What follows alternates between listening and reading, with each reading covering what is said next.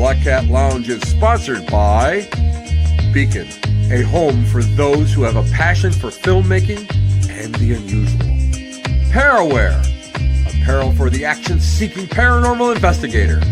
Dragonfly Art and Soul for all of your magical, metaphysical, and spiritual needs.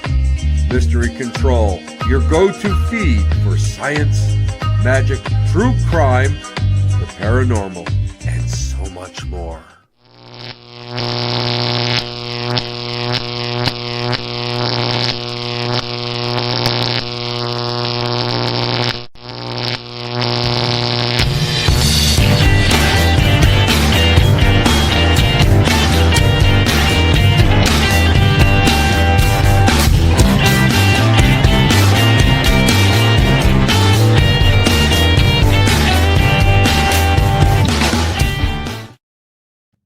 Hey everybody, Tim Shaw here, and I'm so glad that you guys are spending your Tuesday night with us here at the Black Cat Lounge. Yes, I know the outside here in Western New York and the whole area, we're under the heat dome. You know what? Here's the dome. It's not that hot anymore because I was out earlier. I did my lawn. I cut. I had run around.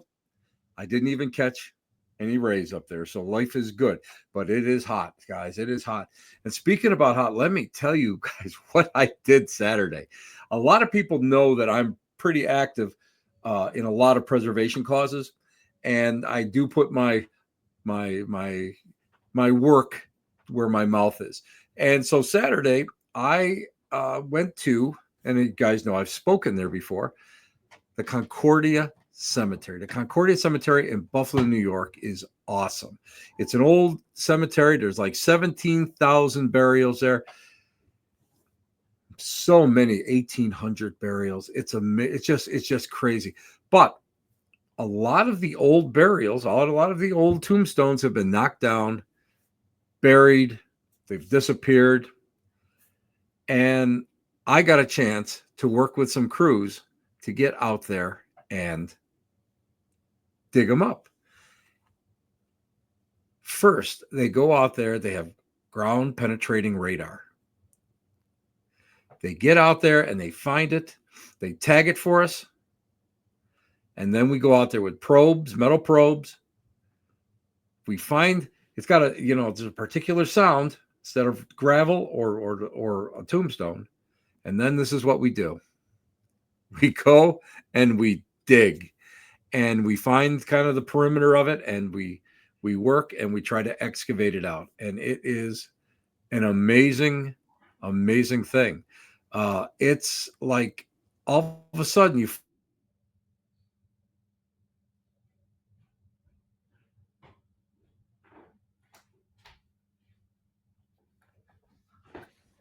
there we go. All of a sudden we go and it's there. And here's another team that's been out there, and you can see some of the cemetery in the back. And what I do love about this cemetery, it's one of the only cemeteries that has an actual curse in German that is inscribed on an obelisk. And we can talk about that another night when I'm going to try to bring the historian on so we can start talking a little bit about it, because there's murder victims in this place. There's a Medal of Honor. It's a crazy place. But here's another one. This is probably the most impressive stone that we brought up over the weekend, and it's all in German. The base was broken. That can be fixed, it can be re-straightened, and then can be remounted upon the base.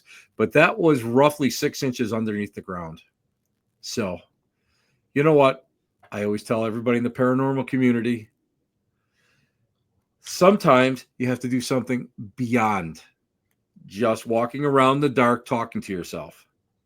Take the time, reach out, look for a historic project. I've adopted 3 places this year. I've adopted Concordia. I've adopted, as you guys know, Forsyth Tavern, and I've adopted Western Block in Lockport, New York. And I'm sorry, my throat's a little raw because of my allergies. But anyway, tonight we have a fabulous guest. Tonight is an amazing guest. I don't even know how many years ago he was on the show. And back then, it was all audio. And I think he might have had hair. I don't know. I don't think he had much hair at the time. But He is the guy that he's my go-to guy when it comes to planchettes. Uh, and you guys know that, having relatives in Lilydale, I got a chance to really work with some people way back when I was a kid. And I always remember using a writing planchette. I remember the lady said this was my mother's from England. I always remember that. And ever since then, I was always hooked on it. And of course, being with one of the more stricter sects of the spiritualist religion at the time, we weren't allowed to use tools except for seance. So that went by the wayside. I kind of put that off to the side. And of course, I started using playing with Ouija boards and that sort of thing. But guys, I have to introduce this guy. He's a collector extraordinaire, author, researcher, historian, entrepreneur. He resides down in Texas, the great state of Texas. He's got such an impressive set, or a collection of planchettes and talking boards, many that are extremely, extremely rare. Today, I am so honored to pick his brain and share with you some of these tools of divination that are just amazing. Things that I used as a kid and I have rediscovered. Ladies and gentlemen, boys and girls, let's go and bring one of the most highly sought after authorities in this field, Mr. Brandon Hodge. Brandon, brother, Hey, Tim. Hey, everyone. it's so good to see you, man. I got to tell you, uh, every so often I'm on Facebook and all of a sudden something pops up and I look, oh, it's a mysterious planchette. Look at this now. Oh, look at that. Oh, and the latest things that you had, and we're going to talk about the tables, Yeah, which yeah, is amazing, amazing. And I want to get more into that because, as you know, yours truly is a table tipper. yep. Brought up table tipping, and I love. There's nothing better than getting together, and with friends, and just work with it. Now, Brandon, for those of you, because this is the first time you're on the show, Yeah. that we see that beautiful face of yours, that effervescent, iridescent smile. Look at that. Look at it. You still have a little hair there. We've It's got the great. matching cue balls, Yes, Tim. we do, and we are rather handsome while we're are talking all about the it. better for it. But you know what? I want a little backstory. Little backstory.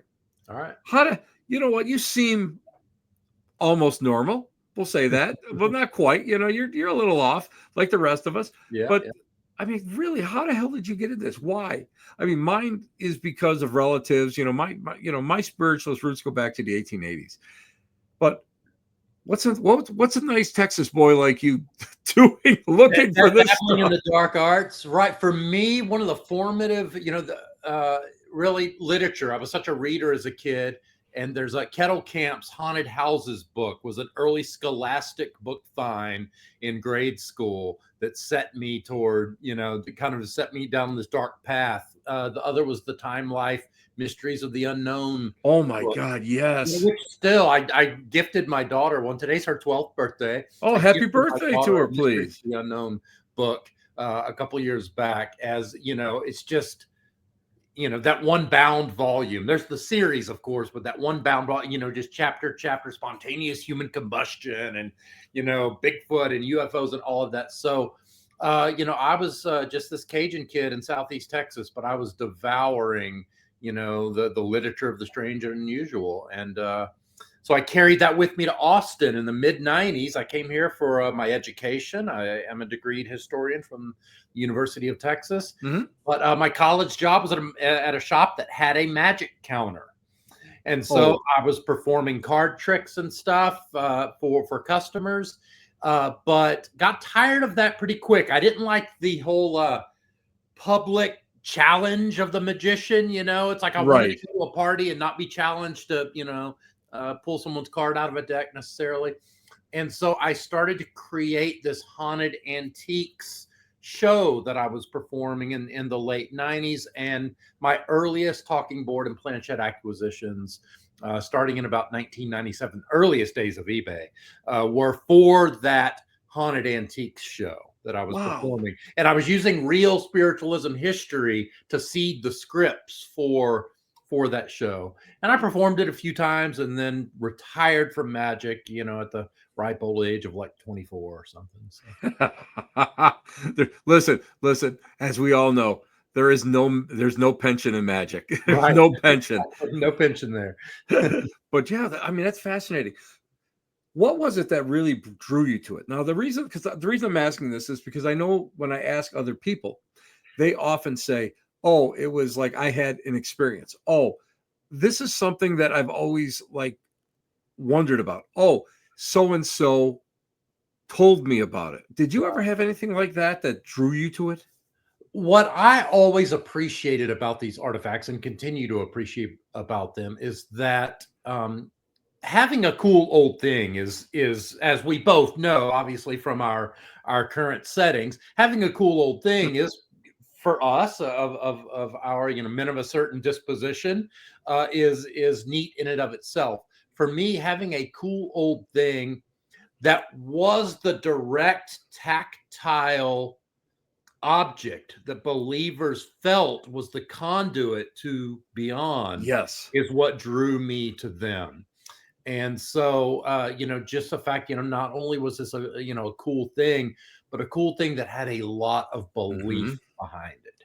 And so that's so, just, like these people, putting their energy into it. And so that was really the draw for me, was that nature of the physical artifact. I love that because a lot of people will go and say, "I have this primo board. Yeah. I have this primo board." It'll be like, let's just say, from the 40s, 50s, I Right. mean, and I'll look at it and say, it's worth every penny that you want for it. Right. But I don't think it was ever used. And to me, when I get a board, when I get a planchette, when I get anything of that nature, Right. and I see the scratches on it, and Yeah. I see the wear on it, and the planchette is, you can see the nicks and you can see the nails, the Yeah. nail marks in it. That to me is worth 20 times what the value is, because Absolutely. somebody else used it, somebody else loved it, somebody else, put time into it. What Yeah. I got to tell you this one real quickly, Brandon. I went and I bought a board. A guy came and had this board, right? Yeah. And he said, "Well, I mean, we found it, blah blah blah," and he had this whole backstory about his aunt who died at 17, and the parents wouldn't let her work the board, and it was his grandparents. They went and cleaned out the house, and they found this board in the rafters, and it was, Brandon. It's a blue ghost, but Yeah. it was covered. You couldn't even see the blue ghost on the box because there was so much dust on it. And Yeah. I opened it up, and it just, you could tell that it wasn't really used that much, but the age to it, and you can see, where it was hidden. And I'm not going to lie, the backstory was great. He could have been stringing me along, Right. but Right. it doesn't matter because I knew it was old. I knew it was someplace that had been hidden, someplace that Right. was the box was exposed to the elements and heat and cold. Yeah. That just pulls me into it. That is what really, to me, talks to me.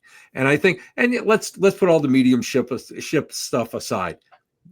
To me, that is worth it. As you can tell, I'm a Civil War collector. Right. Yeah. So, I mean, when I have something like that, and I know a veteran held that at one time in their hand, it's like a vibe. It's a whole different feel to it, Yeah.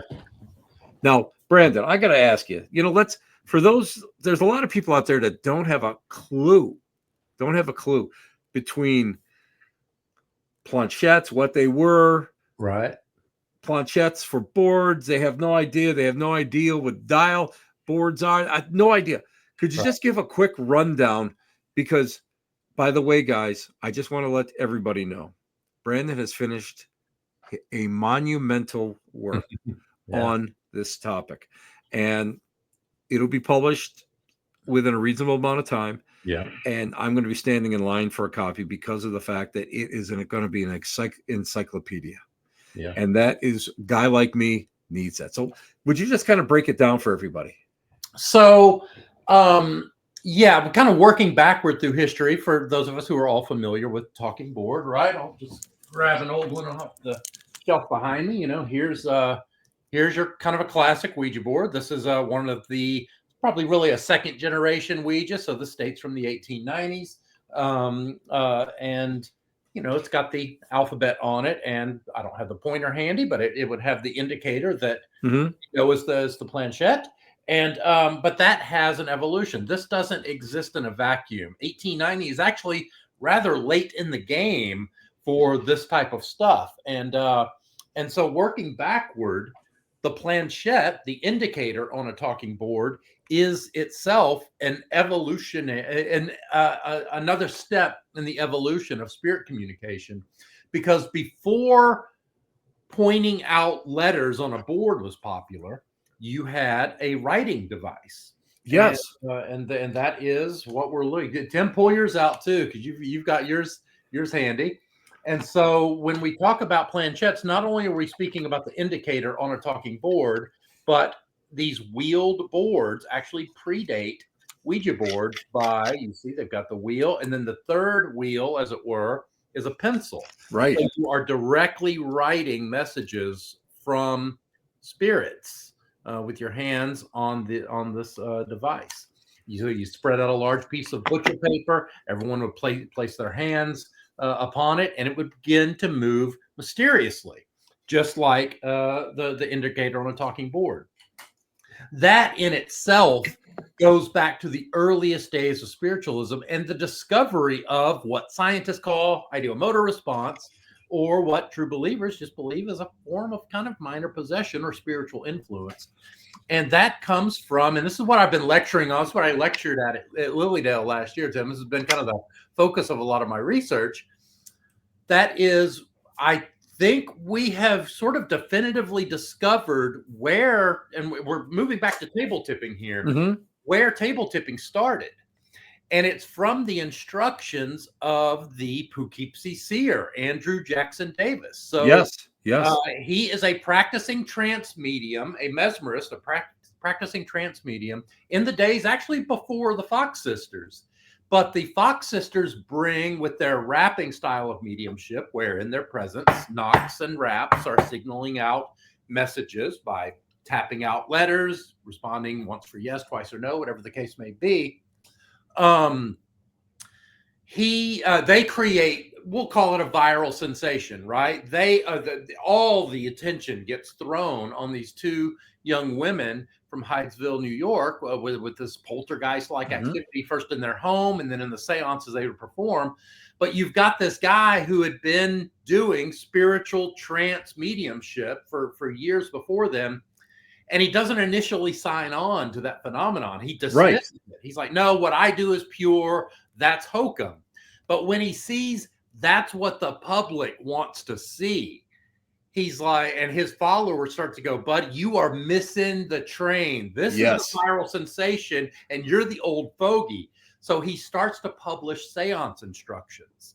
And it includes the instructions to link your pinkies and your thumbs with your neighbor, link hands with your neighbor, place your palms face down on the tabletop with your fingers extended, and wait. And he says, wait for 20 or 30 minutes, which sounds an awfully familiar to those of us familiar with the instructions of a talking board. You put your hands on the planchette and you wait.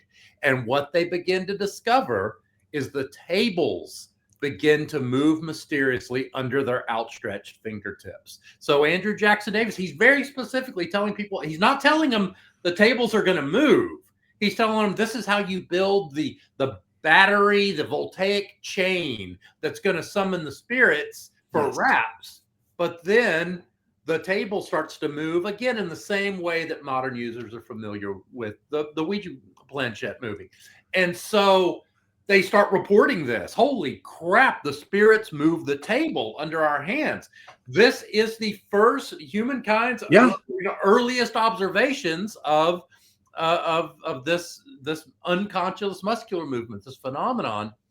And from there, it spreads. Everyone is trying to harness, all right, how can we make these communications quicker. You can ask the table to rap once for yes or twice for no, or you can call out the alphabet A, B, C, D, E, F, and wait for that table to Yep.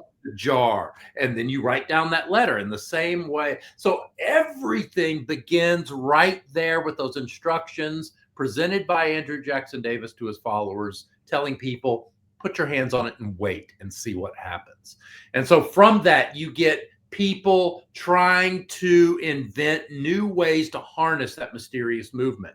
And that very same year, the first planchettes pop up in Paris. It's a little board, a little table, right? It's literally, they miniaturize a table. First, they use baskets, but they miniaturize a table. They say, all right, if we can move this big, dining room table with our hands, what can we do with a little board or a planchette?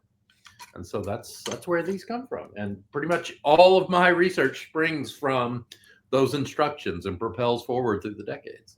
It's amazing because we know that Davis knew about the teachings of Swedenborg. Right. Absolutely. We know a lot of that. We know that he was a seer. We know that the Poughkeepsie seer was definitely a transmedium. Yep. But physical phenomena back then yep. was not always, that wasn't the goal a lot of times. Most of it was some kind of either inspirational speaking or whatever. Right. And you touched on the Fox sisters. They lived Hydesville. Hydesville is along the Erie Canal. Erie Canal is it's over the burned over district where in New York State, where all these religions are competing. Absolutely. And you have 1,001 other religions that are springing up along with it. And people don't realize that this area was, everybody thinks of spiritualism is in a pocket. And that's not the way it formed. That's right. Nothing forms in a vacuum. No, absolutely not. And people don't realize that. And there's so many different other religions out there that came with it. And I mean, we're talking about everything from the Millerites, which became Seventh-day Adventists. You've got you got the Oneida Free Love community. You've got all. I got to stay in the Oneida Mansion last year. That's on my that's on my bucket list. That is on my bucket list because I know that it's there and I know so much about it and the philosophies. Yeah. It's amazing. It's just amazing. By the way, just gonna let you know, Brandon, I do hate you for that. Oh my God, Tim! I was the only. So, folks, this mansion, it is a true mansion. It was built. It's huge. It's like an Airbnb now. Yes. Yes. But I was the only guest there, and the two staff members were like, Brandon, we love you to death. We're going to leave at 8. If the door's unlocked, go there. And don't forget the tunnels underneath. Tim, I spent 4 hours the first night in the tunnels underneath. Oh, my God. I couldn't believe it was like Dungeons and Dragons down there. It was just tunnels in every direction and brick and bonkers. That's amazing, man. And you're closer than I am. Oh yeah. No, it's not that far. Actually, it's not that far away. It's like 4 hours. Right. And it's on my list. Plan that trip. We should coordinate something there because man, it's freaking cool, y'all. It's great. It'll be you and I will be in the mansion. My wife will be in the Holiday Express with the dog. That's the way that'll work. It's nice. And if it's haunted, she's not going in there, no matter. A fun fact too about the Oneidas is we're talking about spiritualism. Yeah, because they denied spiritualism for many years. Yes. But sort of like with the Theosophist, it turns out some of the founders were up in those upstairs bedrooms performing seances. And there was this fantastic account that some of the scholars there were sharing. They actually used the skull. So they were a free love community. And the founder, it was all begun with this founder's love for his not then wife, another man's wife that he wanted to have a floral thing with. Right. And she passes on kind of early in the movement, but they exhume her at some point. And they bring her skull to the seances. And there's this account of him like talking about how it's the most perfect skull that God ever made. And, God, I can still see her lips there and everything. And that they were performing seances with her skull, which is so cool.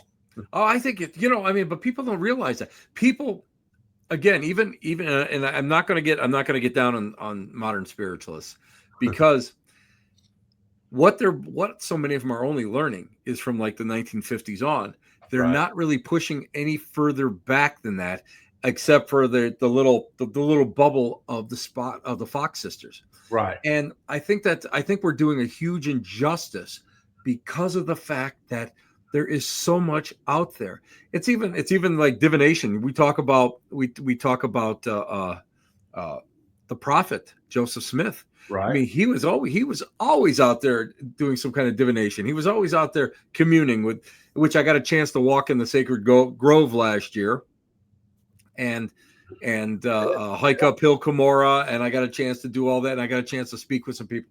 So that was great. And just by let you know, I do have a copy of his death mask in my collection now. So. Oh, nice. You know what I picked up on that same trip? What? Slivers of the floorboards under which the golden plates were hid Oh, in the original Smith home. oh my God! That is like, I might be talked out of a little piece of one of them too.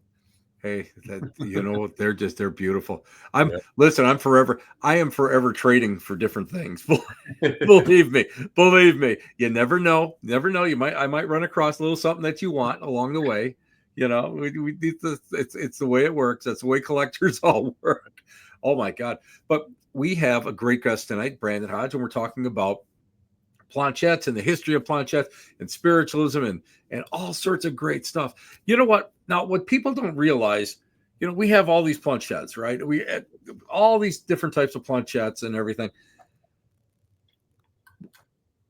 You know, we people don't realize that. See, when we talk about things like automatic writing, boom, automatically, me having gone to Lyceum Spiritualist Sunday School, automatic writing here is like, well, when you just take a pencil and you're kind of like meditating and you're letting your hand go, and you know, just whatever it's doing is doing. But people don't realize that's what these were, automatic writing planchettes. Yeah. This is the beginning of it. Yeah. Predates the board. This is the beginning of it. Up until this time, mediums would go, now correct me if I'm wrong, mediums would go house to house, basically town to town, Mm-hmm. and they would do seances and they would do all this stuff. But when you start working with these planchettes and you start working with the boards, now you become your own medium. Right. Well, I think absolutely. But I think too the power of them. So automatic writing, we do know, was an early phenomenon, just as you described. But I think the attractiveness and the power here is it's collaborative and cooperative. It's one thing to go to a seance and the medium is in a trance and it's the end of the others, right? And right and the paper's flying, which is a great movie. It's different to say, okay, now you try, let's put our hands on it and get to work. And when you feel those mysterious movements for yourself, that to me, because then you bring in that element of you moved it. No, I didn't move it. You moved. You must be moving it. It wasn't me either. Well, it wasn't either of you. And that to me is the real power, because you, as you say, you take it out of the sort of the sphere of influence or authority of a medium who, you just paid a quarter to get in the room and see them do their thing, versus holy shit, that came out of us, and there's a big gap, and it's an important one. And people don't realize the fact that, let's face it, what they were doing, table tipping, seances, those were Victorian and post or in pre-Victorian parlor games. Right. They were something that entertained each other. To me, they were right up there with the long winter nights and telling the ghost stories along, sitting in front of the fire. Yeah. And to me, it is just something that is like, it's an evolution in our own consciousness, our own psyche, in order to do this. Now let me bring something up to you, and you did touch upon it, which I was so thrilled, Brandon, because I always am afraid to bring something up like this to different people, but I figured you wouldn't have a problem. No. Ideomotor response, ideomotor. So many people, and I'm a dowser. I love dowsing. I'm a big dowser, and so many people are like, especially paranormal people, which drive me up the wall. This drives me up the wall. Spirit is moving this. Spirit is this. Spirit is that. Wait a minute. Wait a minute. Whoa, whoa, whoa, whoa, whoa, whoa. Wait a minute. Wait a minute. Wait a minute. How do you know? How do you know? And ideomotor response is basically you're moving it yourself through micro movements, although they're unconscious. Right. But where does the information come from? Well, to me, that's why it's no less miraculous. And I've said this often. And you were at the Paracon in 2012, where myself and Jeff Belanger got sent to the Tilly House since I was one of the special guest speakers. It's like I had Yes. to do this overnight ghost hunt, and we Yes. walked aboard that night, and we had like 4 hours of communications. It was awesome. And yeah, y'all, I'm a skeptic, but that was such a formative night because I had, all these people that took it very seriously. No one's giggling. And we set that board to use. And I mean, the planchette is flying. The touches on top of that planchette, everybody's just like barely dangling their finger over it as it skips around. And the fact that it told this incredibly cohesive story that, about, gosh, so we were in the Tilly House famously. I'm sure a lot of the audience knows the Tilly House was a boarding house where after the Battle of Gettysburg, many of the soldiers were brought there as a triage, and many of them died right there on its. Basically it's a 1700s house, and it was there during the Civil War, and it was I can't think of her first name, but last name is Tilly, and she wrote a book, What a Young Girl Saw During the Battle. Right. And even though that they had evacuated out, but they still worked at a home or a field hospital, and they came back and they described just how horrible it was. But people don't realize it's a bed and breakfast. I've been put up there a couple times. Haunted as all hell. It's great. I woke up in the middle of the night. My room door was wide open. You never know. But when we talk about the Tilly House, and we talk about, and as a matter of fact, one of the people that worked there gave me a board that was left over. They found it underneath the bed. Oh, really? So, the one that we used that night? No, this was years later. Oh, gotcha. It might have been that one. We might have just left it. Could have been. Oh, in the dark Hasbro. It was. It was a glow in the dark. Are you kidding me? So I know I've got a pedigree on that now. Right. That night, listen, it was incredible because it's like, and yeah, I got asked that sort of afterward, it's just all ideomotor response. Listen, okay, so it's unconscious muscular movement. Let's just toss belief aside for a second. And sorry, it's just our bodies. Okay, well, over the 4+ hours where we used that board, multiple people switched out. I didn't start using it until maybe an hour and a half in. And again, I remember I specifically was holding my finger just like this, just barely. And everybody was taking it so seriously. And so you had multiple people trading out, probably 10, 12, maybe 15 people used it over the course of that evening, taking turns, 2 at a time, 4 at a time, 3 at a time. And we told this incredibly compelling narrative about this nurse and her name and her husband's name, and the soldier she was treating and who died and whose spirits were still there. And it was amazing and compelling. And it's like, okay, even if it is just our bodies,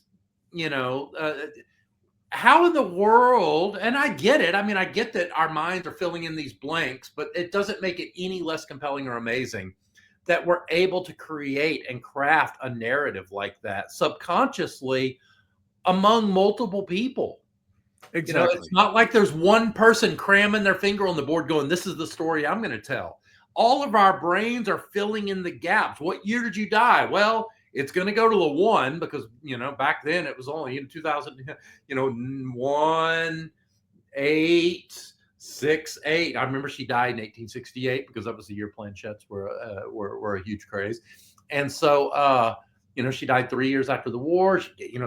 All of that information, our brains were piecing together and collectively spelling it out one letter at a time. That's no less amazing than psychic phenomenon. It's no less amazing than spiritualist phenomenon. It's just amazing that our brains are capable of that. I agree. And a lot of people ask me about, well, what's your whole concept of this whole communication? You're a spiritualist. You're a medium. You do X, Y, and Z. I look at them and I go, it's all energy. It's all energy. Thoughts are things. And I believe that we are capable of human beings to be able to go and send telepathically energy impulses, frequencies, right, back and forth with each other, especially if we are in a closed setting, an intimate setting. That is why seances, closed seances, that's why you go and you have the same people meeting at the same time, at the same place for X amount of time. And for whatever reason, I feel that some kind of our frequencies do kind of sync up. And that's amazing. That is just, to me, is probably more amazing than seeing a full body apparition go walking by me, because it's and to be honest with you, Brandon, I've seen it. It's like, that's cool. It's like, oh wow, okay. But to be able to go and have multiple people getting the same story, where does that come from? And a lot of times, if you don't have the right people, it doesn't make sense.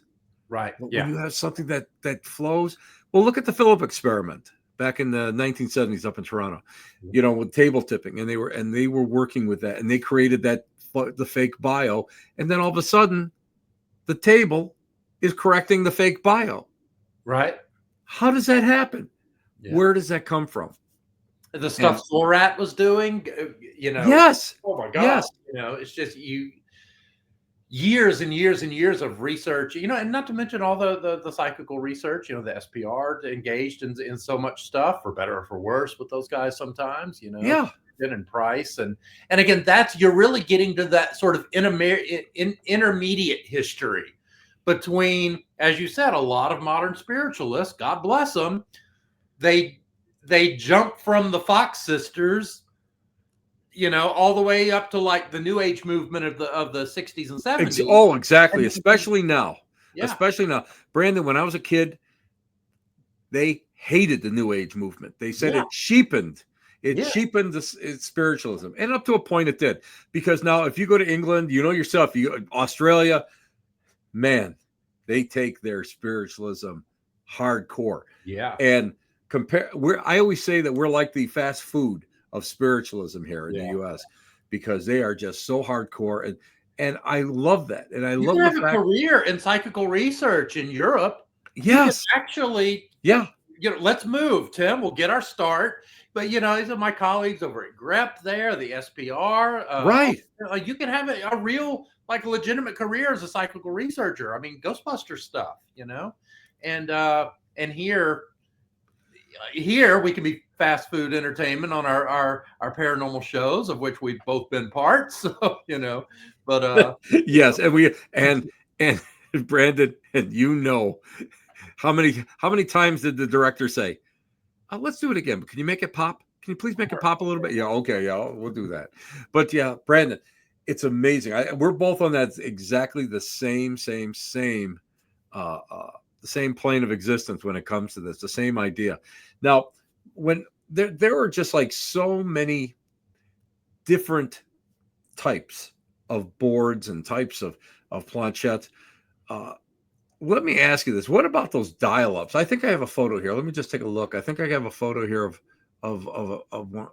Let's see what you pull. This one here. Curious. Oh, yep, that one's one of mine. That's the Total Psychograph. So this is an intermediate evolutionary branch between the Planchette and Ouija. So, you have a lot of these sort of false starts, and I'll just say it here. How the Total Psychograph right here isn't now what we were, how it isn't the modern, how it didn't prevent Ouija from being what Ouija is, how this didn't become the iconic item. It's all self-contained, as you can see. Right. Let me grab. Do I have that one handy? Because this is one of those. This is one of those rare pieces that really a lot of them didn't survive, and to me, this makes so much more sense. Yeah. So So what you're, it's this is a great one. I love the instructions on the back. Fun fact, Tuttle.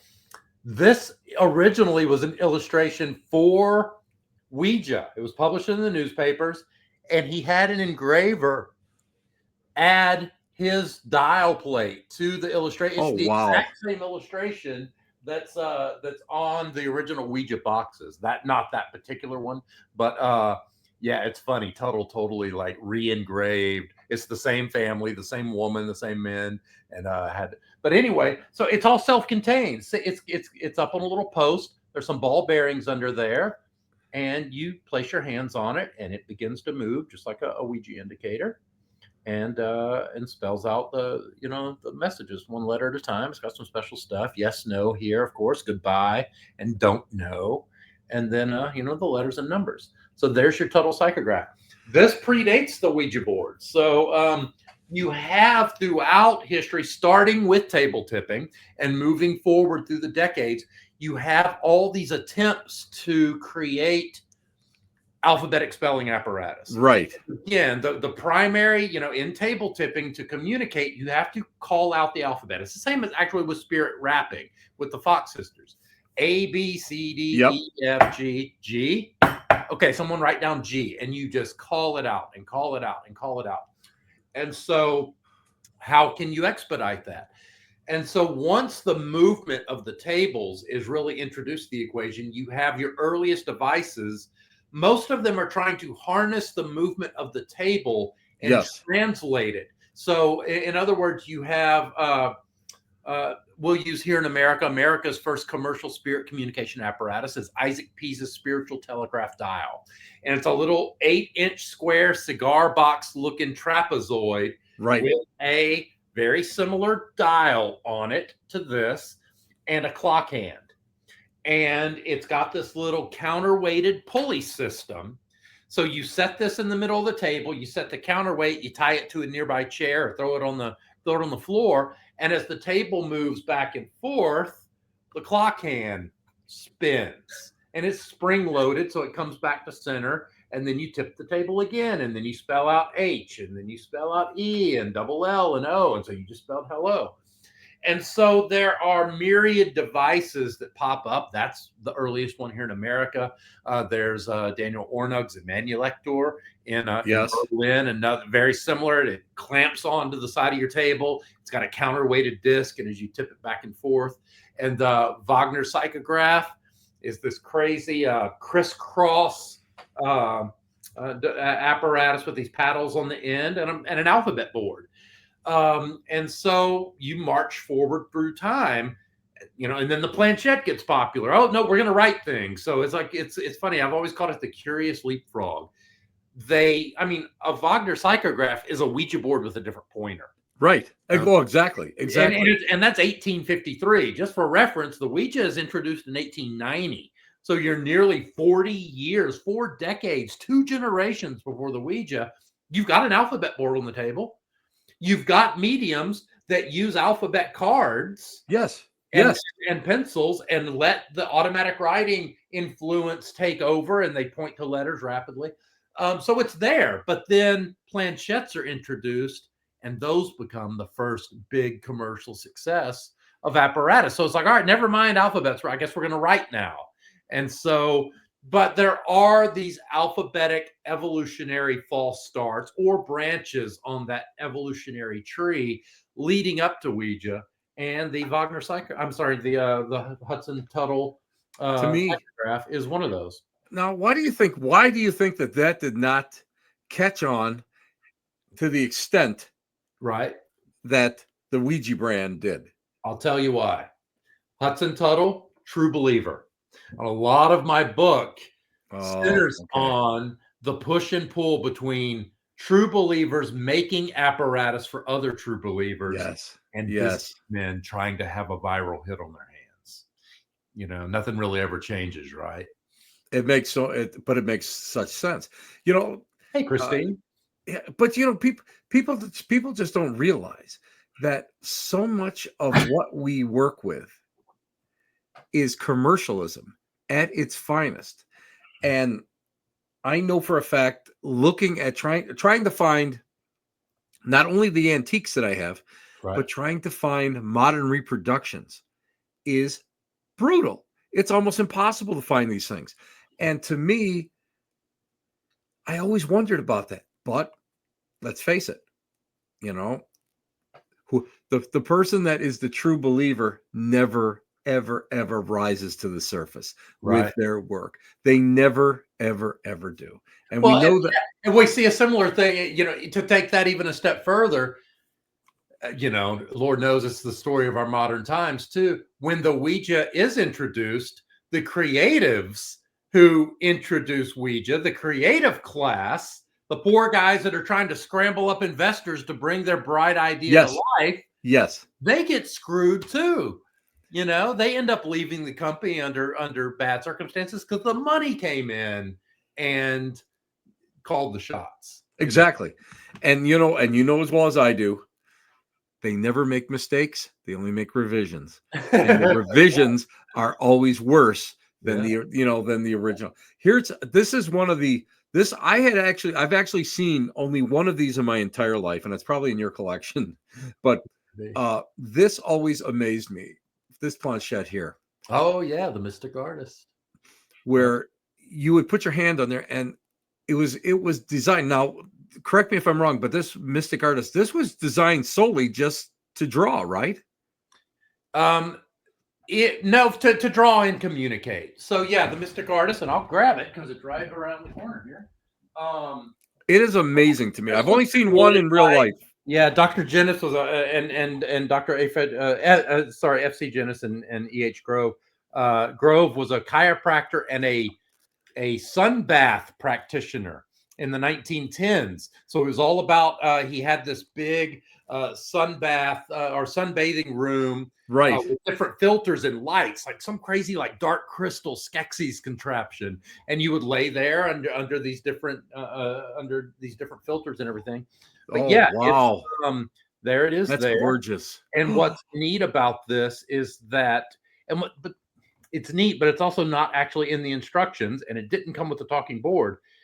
It's designed, and this was a patented design. It's designed to be triggered, so it's currently inoperative. Right, the pencil isn't at writing level, but you and this is the patent part of it.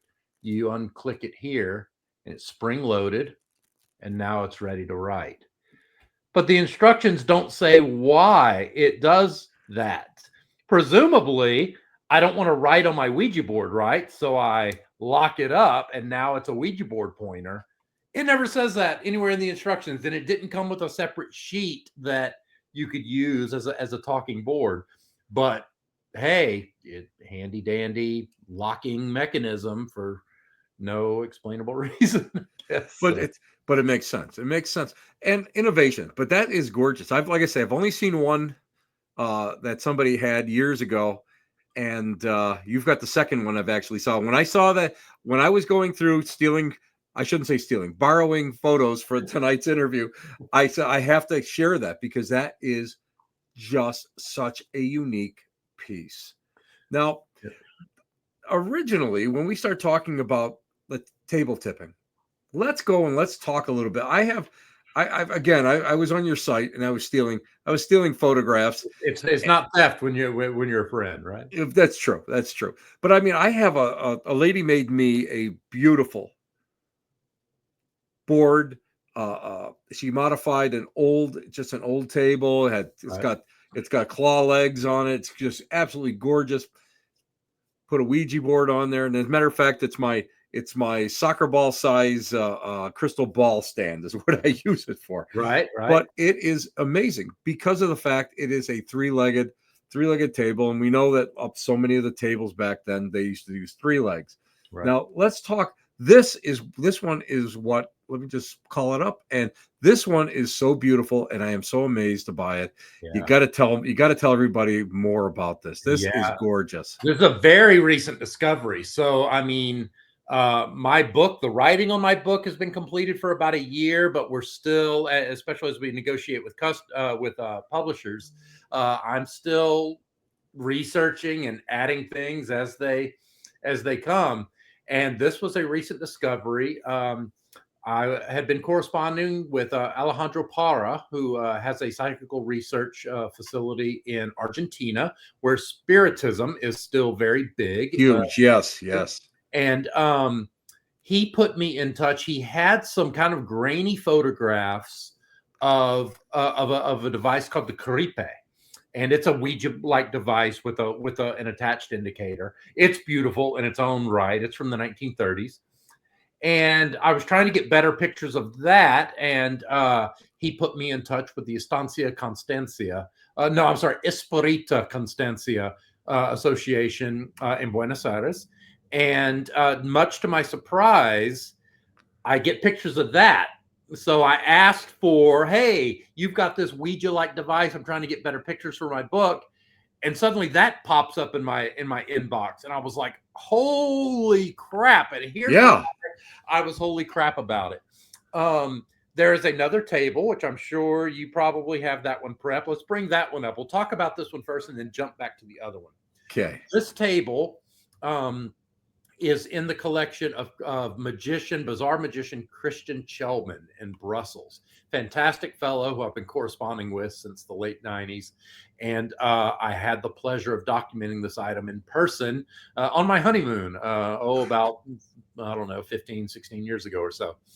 And so he had this, and what you are looking at, not only is it a three-legged table, again, very popular, what you are looking at here is these, I don't have a mouse pointer, these little, the smaller black little squiggles in Right. three of them, right? These little jelly or bat symbol, Batman-looking symbols in the middle. Those say it's a Moises for Moses, Christo for Christ, and I'm trying to I can't remember the other word, but it's Hebrew or Jewish. So it's no, I'm sorry, no, it's Moses for Judaism, Christo for Christianity, and then Espirite. So it's for spiritualism, the three main religions in this crafter's eyes. And then the longer, more phallic-looking little indentions, what they contain are 3 letter banks of 9 letters each, or I think it's 2 9 letters and one of 8, or whatever the case may be. And they're numbered A, B, C, D, E, F, G, H, I, 1, 2, 3, 4, 5, 6, 7, 8, 9. And then the alphabet continues and continues. We could not figure out how this thing worked.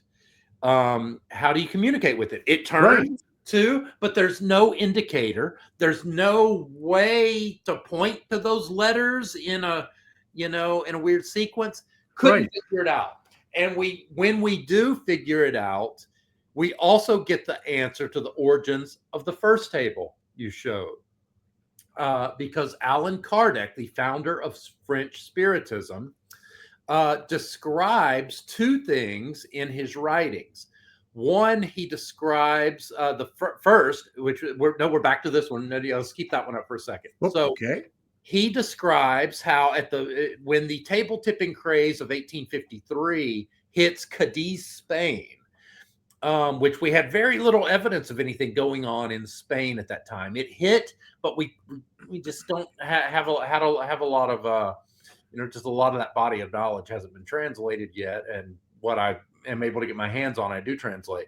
But what he described was this table, or one identical to it, where it had 3 sets of letters that the spirits could indicate. So remember, your hands are on it, and this table is tipping. The table would move toward one of these 3 sets of letters to indicate a word set or a bank. Then it would tap out a number corresponding to one of these letters. In the Argentinian alphabet here, there's actually 30 letters of the alphabet, and you see the double R there, and the Inya, and the double L.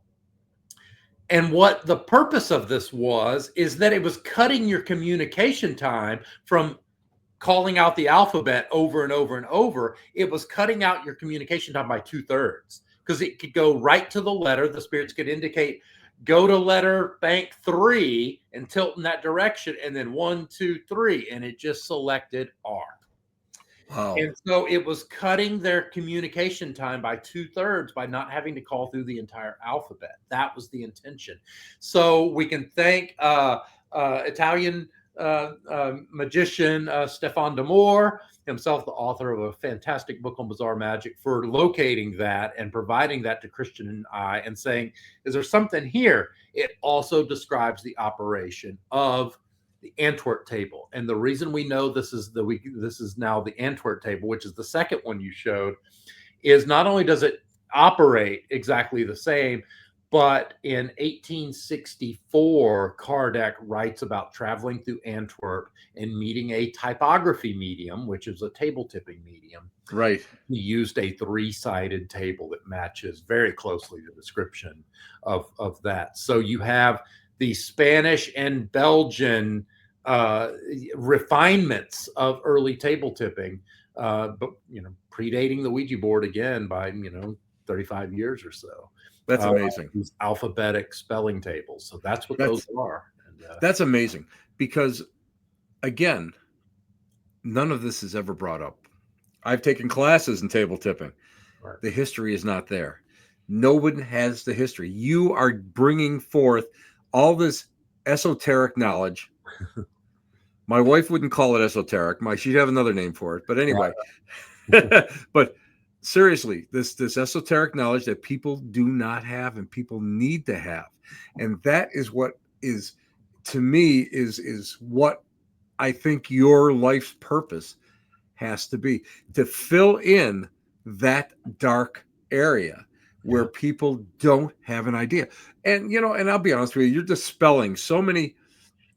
I'll say you're dispelling a lot of rumors, although you are creating even more questions. Right. Because by adding more truths, the research, now you've kind of like leveled the playing field out. Right. And now all of a sudden, wait a minute, there's even more information that's out there. Why is this working? What's causing this? Right. To me, that is fantastic. Well, and I appreciate that sentiment, especially Tim. But for me, one of the big goals and why lecturing at Lilydale last year, of course, I've lectured at Lilydale a few times at this point. And by the way, I want to point out, Kenneth has a great factoid there that Brazilian spiritist societies are called tables, which is yes. I was not aware of that. So yes, it is the bank. But lecturing at Lilydale, bringing this knowledge to our current generation of believers, because as you know, I remember the first time I went to speak at Lilydale, I did not feel particularly welcome. I was brought in by Mandy Shep, who was the pink-haired punk rock librarian at the Skidmore. Yes, I've worked with her. But at the same time, I was getting these sideways glances from a lot of the practitioners there. Like, this guy's going to talk about Ouija boards? What the hell? Well, I'm there to help them reclaim that legacy, because spiritualists invented the talking board. And, not to mention all the evolutionary, byproducts that led up to it. And so to get the heebie-jeebies about the Ouija doesn't make a lot of sense. And I've had this mission, like, let's reclaim that heritage, because it is absolutely heritage. Well, here's this is what I have ascertained for over the years. You have two ages of spiritualism. You have the golden age. Bang, all this stuff coming out there. People just in droves. The spiritualist religion was one of the fastest growing religions in the world at one time, and it just took off. And then we have the golden age of fraud. Yeah. Where all of a sudden, and we have all that out there. I used to serve a church, a spiritualist church, built with 1911 by spiritualists for the spiritualist religion. The light on the front door, you had to go upstairs on a little porch to walk into the church, into the vestibule, was burned out. It was burned out, ready for this, since the early 60s. So the board got together and everybody, we all talked about it and said, listen, let's get an electrician in here. Why do, let's just to have it fixed for when, we have things at night. Oh, yeah. And somebody remembered that when they used to have church services were on Wednesday nights, not Sundays, because all the good Christians could go to church on Sunday and you still go to the spiritualist services on Wednesday. Absolutely, yes. So electrician does his job, comes down the ladder, looks at him and says, fixed it. And they're like, what was wrong with it? The bulb burned out. People did not want to be seen walking into the church because of the stigma to it. Now, I belonged for many, many years to the National Spiritual Association of Churches. Mm-hmm. You can't use any tools, Ouija boards. You can't use the writing planchettes. You can't read cards. You can't do crystal gazing. You can't do scrying. You can't. No, but no trumpets either. Well, you can use the trumpet. You can use trumpets? Yes, only in spirit, only in seance. Okay. Only in seance. And I always thought that was ridiculous. And that was one of the main reasons why I ended up leaving, because they were so firmly rooted in that age of fraud that they were afraid to be called frauds again. Right. So I can see why they did it. But also, I'm not going to lie about these things. My opinion is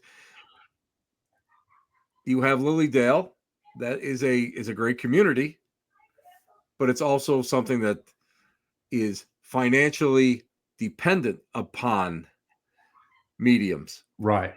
Now it's a little different. When the National used to be the only game in town, that was a whole different story. Right. Now you have different churches there. You have different, it's just not one association.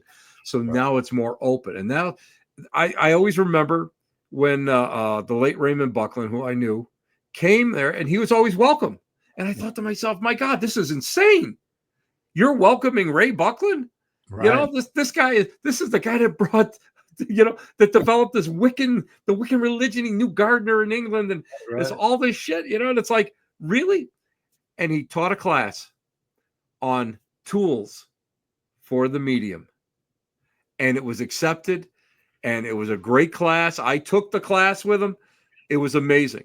And he covered pendulums and talking boards and all this stuff. And I remember looking around like I shouldn't be here, looking to see who would know me in the crowd that I'm in there.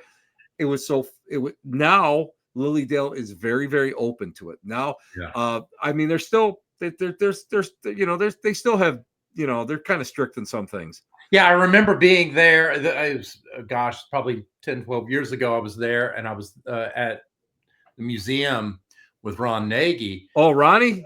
And of course, because there's tools in there, by the way. And I remember his surprise when he had something in one of his cases. It was unlabeled, and I said, "Oh my God, you've got a writing planchette in here." And it was kind of a weird one. It was like it almost looked like a clipboard. It was very flat. I know which one you're talking about. Yes. Yeah, and then just a little pencil thing on. He didn't realize what it was. Oh God, what is that doing? And I was like, come, of course, Ron's good. Ron's pragmatic. But I remember his almost like shock that, oh crap, I've had a planchette on display in here. But that's the way it is. That's always the way it is. Hey, we're running out of time, and this is like one of the quickest. I gotta tell you what, this is probably one of the quickest hours that I've ever worked. Tell everybody how they can get a hold of you, what's how they can check out the wild world of Brandon Hodge, what you're doing. There you go, buddy. Well, the floor is yours. Yeah. MysteriousPlanchette.com is sort of my placeholder site for all of my research and everything. But really, the active stuff, if you really want to check this stuff, the discoveries like those tables, if you want to see that in action, really Instagram is at Mysterious Planchette is where I'm constantly sort of publishing stuff, and then that feeds through to my Facebook page. You're welcome to add me as a friend, but really the page you want to look for is Brandon Hodge, MysteriousPlanchette.com. That's my, everything else is pictures of my kids, right? Where I actually post is Brandon Hodge, MysteriousPlanchette.com is my author page. And yeah, keep your eyes out there for news. So we are working out the final details of a publishing deal for my new work, Supernatural Machines. And Tim and I were talking about that before y'all came on. It's 14 chapters. Its current word count is 265,000 words. Just for comparison, Stephen King's The Stand is 300. So it is a massive work with over 800 illustrations. It will be a 500 plus page monster of a coffee table book on the encyclopedic development of spirit communication apparatus from the prehistory of spiritualism right up to the minute modern day, with every last minute discovery I can cram into it, every new Ozzy Osbourne board he puts out before we finally get to print. So keep your eyes out. That'll be out hopefully, sometime early next year. I can't wait. And I'm telling you, I'm standing in line for it. I want an autographed copy, because this is something that is so monumental. It's going to add so much information to a field, to a whole. Let's face it, it's almost a lifestyle for many of us who are collectors. Yeah, that isn't out there. That has been hidden. That has been lost. Yeah, and that is what's so important, because anybody. Yourself, anybody can talk to spirit. Who cares? You know what I mean? Big deal. To me, big deal. You know what I mean? Right. But to be able to reclaim this history is so monumental, because we can't go and look forward without looking backwards. Right. And many of the experiments that my friends and I are sitting down and we're developing, we're starting to look backwards a little bit. We're starting to go and pull these things out, Ohmsley's works and going down to Price and going backward to all the different societies, pulling the journals out and rereading them, and Father Alphonsus Trabolt, the exorcist from St. Bonaventure University, looking at his work, right, looking at what he studied. That is what's so important. And I'd be remiss to not mention a resource I know you tap into, and that's IAPSOP.com, the International Association for the Preservation of Spirituals and Occult Periodicals. Yes. I sit on the board, and y'all, it's the world's largest online repository for free to download, free to use, fully keyword searchable PDFs of spiritualist newspapers and books from all over the world and throughout these decades. It's amazing. People don't realize that these are all online.